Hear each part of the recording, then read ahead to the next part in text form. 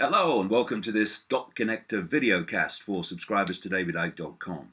Well, the dot connecting theme this week is demonize and then destroy. It's a technique that has been used through the ages, and there are endless examples of it. For instance, I remember in the 1950s and 1960s, I was a big fan of railways and steam trains, and there was a plan to take out of service, delete, close vast numbers of railways in Britain. So to head off the public reaction against that, they allowed the railways to just go down and down and down through lack of investment, lack of repairs, lack of cleaning, lack of everything. And what happened, of course, it wasn't the only reason, but it was a very significant reason, is that fewer and fewer people used the railways and more people complained about them. And so when eventually along came a report in the 1960s saying we need to close all these vast numbers of lines, there was a much smaller public reaction against it than there would have been had the railways been highly efficient, clean, and all the rest of it.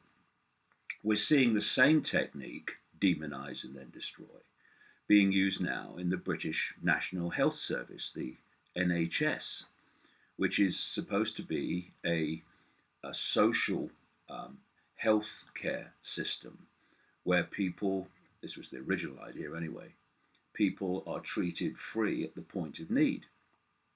But what's been happening is, for many reasons, calculated incompetence, wasted money, in some areas, massive lack of investment, a focus on responding to disease instead of looking at ways to stop disease manifesting in the first place. All these things have brought together an ongoing crisis in the National Health Service. And one of the key foundation reasons for all that is that the hidden hand wants to privatize the National Health Service, hand it over to private corporations, which will be motivated not by the health of the nation, but by maximizing profit, with all the consequences for people that will entail. So the more crises, the more you can make the National Health Service not work, the more you are diluting this resistance to more and more privatization. Well, it can't be worse under privatization. Look at it now, is the reaction they're looking for.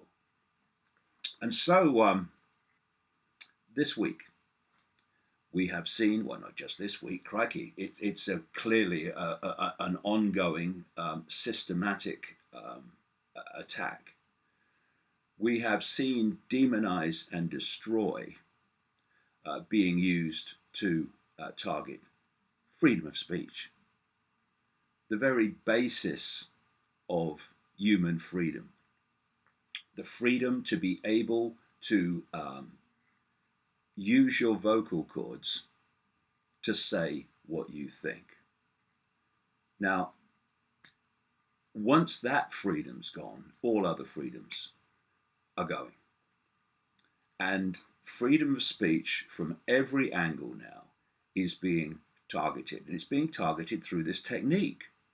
Demonize it and then destroy it. And the more you demonize free speech, the more you associate free speech with something kind of extreme, then again, the more support you gather in your campaign to take it away. So this week we've had at the Labour Party conference in Britain, the Labour Party is the main opposition party here, we've had this furore, this hysteria over people at a fringe meeting, not actually part of the main conference, but connected to it, um, calling for everything about Zionism to be open to discussion. Now, you know, I may have been around quite a bit, 65 years now. And some people may think, oh, that's old. He's old, he is. But um, I do remember a time when freedom of speech was something that people cherished, that people knew um, was vital to all freedom. And of course, freedom of speech has always been attacked by the forces of tyranny. It's always been a target, but never more so than now, certainly in the Western world, um, except those times like in Nazi Germany when the fascists took over, or their mirror-like alleged polarity, but actually exactly the same, really. Communism has taken over various areas, various countries. Apart from those examples, freedom of speech has never been more in the firing line. And what demonize and destroy does is it inverts reality. So when the Nazis were taking over Germany, like all tyrannies, they targeted freedom of speech. It's very simple. People get their perceptions of everything from information. And if you can control the information so they get this that you want them to hear, but not that which you don't, then they're more likely to have a perception that suits your agenda. So whenever a tyranny, left, right, has taken over, the target has been freedom of speech. What the Nazis did was they burned the books of people that were saying things they didn't want them to say. They were breaking up public meetings of those that were trying to expose them. Usual story, it happens all the time. And from a freedom of speech, or a freedom in its entirety point of view, you would look at that and you would say that's outrageous. Taking away freedom of speech is outrageous, what the Nazis did. But now we're having this inversion where people calling themselves anti-Nazis are targeting freedom of speech. Whether it's so-called progressive groups around the world, the non-liberal progressive groups, which is most of them from what I can see, and the Zionist attack groups who want to silence any criticism of Israel, they're acting like the Nazis did in terms of targeting freedom of speech and freedom of expression. And what is happening is there is a blatant and ongoing attempt to reverse perceptions of freedom of speech, so that instead of being the very basis of freedom, it becomes a demon. It becomes the new evil. And from where I'm coming from,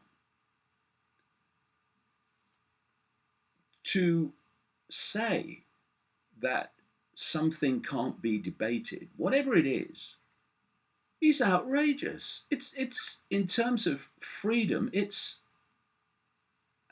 extraordinary in its extreme.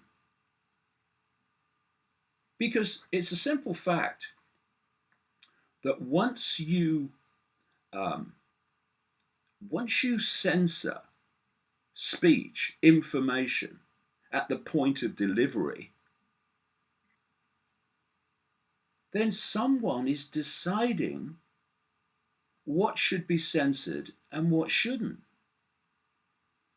And do we really think, in our terminal naivety, that those that make those decisions will not make those decisions on the basis of what suits them and their agenda? So you can hear this, it suits us, you can't hear that, doesn't suit us. So once you start censoring speech, for instance, at the point of delivery, then you are already in a tyranny where someone is deciding what people can and cannot say. Now, I'm not for a moment suggesting that there should be no consequences for what people say and what people do. Of course they should. But when people say, "Oh, you can't say that," it's inciting to violence. Well, there are laws against incitement to violence. You know, if you're standing outside a building saying, "Burn that down with all the people inside, we hate them, burn them down," there's laws against that. Once you bring that to the point of delivery, now you're censoring what people can say. Now someone's deciding what people can say and can't say.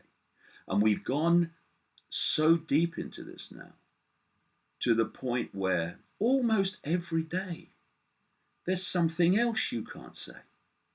There's another opinion you can't have. And each of these censor groups, whether they are Zionist, whether they are Muslim, whether they are transgender, whether they are this burgeoning explosion of groups that want to censor what anyone can say about them. Once we reach the point that we have now, then freedom is disappearing down the freaking plug hole so fast. And each of these interest groups is for their own reasons seeking to silence any criticism of them. Now you put that together in its totality, and we're fast reaching the point where you can't criticize anything, or even not even criticize it, have an opinion about it, have an opinion about even part of it. Yeah, this is my philosophy. Everyone should be free to live their life as they see fit. If they want to go through transgender, good luck to you, mate. They want to promote Zionism, good luck to you, mate. They want to promote any religion, good luck to you. Want to promote any way of seeing the world, good luck to you. But there's a but, and it's a freaking big but. I have a right to have a different opinion. I have a right to say what I think about these things. Not that you shouldn't do it, not that you shouldn't be it, not that you shouldn't promote it, but that others should have an opinion about it. And that opinion should be treated in terms of freedom the same as their right to have their opinion. Because this is where we are now. Different self-interest groups can say what they think, but people who have a different opinion cannot say what they think. And there's a word for that. I think they call it fascism. I do believe they do. And we need to realize that this is happening and that it is systematic. This has not happened by chance. It's being done to advance an agenda of global human control, fundamental to which is the inability of people to criticize, challenge, and expose that global control and where it's going. You know, when Google and Facebook announced that they are going to target the circulation, in effect, of so-called conspiracy theories,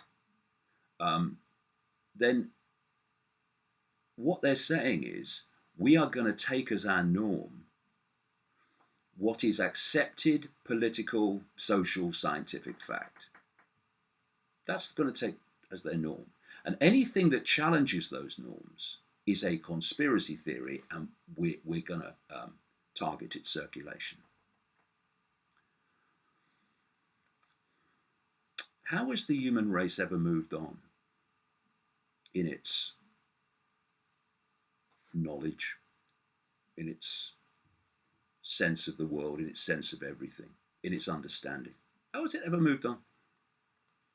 By people challenging norms and showing the norms to be a nonsense. Look at all the things throughout human history that at that time were considered political, social, and scientific fact. No questions, fact. And because people, often courageous people, because of the environment they were operating in, exposed the fact that these facts were a freaking nonsense. And so people moved on. The world moved on. The human race moved on.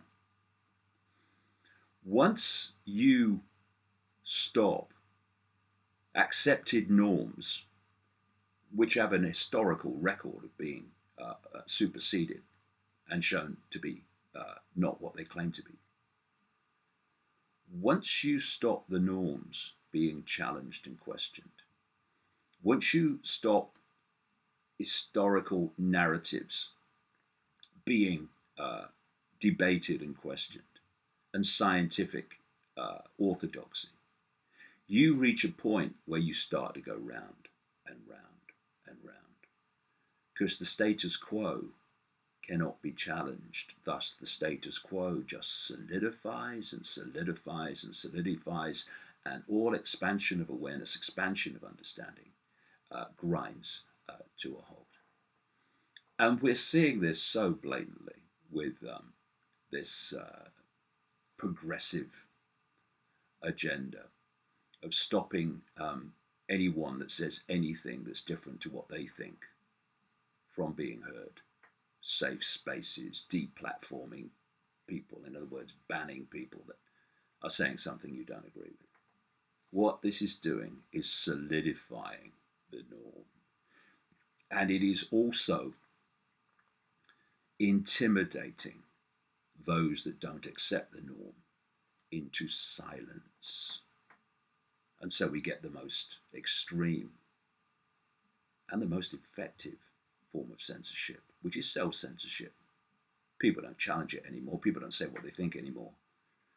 They just stay quiet and let the tyranny, the bullies prevail. Well, it ain't happening here, because after 30 years of abuse and ridicule, what people say about me is completely in one ear and out the other, without touching the sides. And Twitter storms,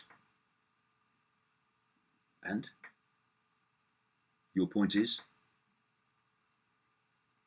we have to stand up to this and not let the bullies prevail, not let the censors prevail.